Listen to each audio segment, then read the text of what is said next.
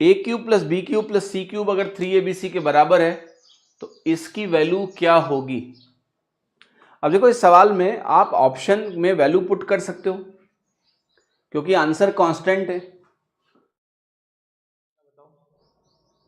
आप कहोगे sir A B C सबकी वैल्यू 0 कर लो, तो ये 0 बराबर 0 हो गया।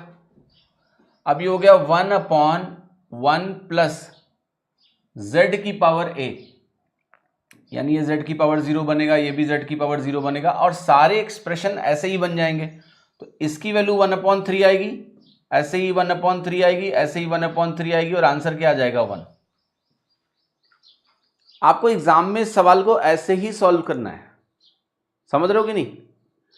अब देखो एक चीज मैं आपसे बस चाहता हूं, ये होमवर्क है आपका, ट्राई करना है सवाल को। आपने वैल्यू डाली, उत्तर आपका आ गया 1। अब या तो 1 सही है या तो सवाल गलत है।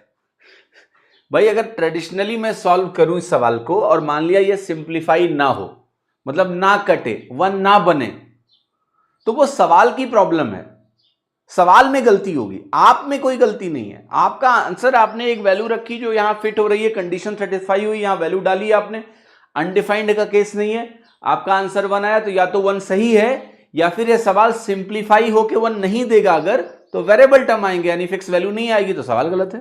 तो आपको टेंशन नहीं लेनी है, ये एग्जाम्स में पेपर सेट करने वाले की दिक्कत है। आप वैल्यू डालो, उत्तर निकालो। पर मैं चाहता हूं कि इस सवाल को आप ट्रेडिशनली भी ट्राई करें।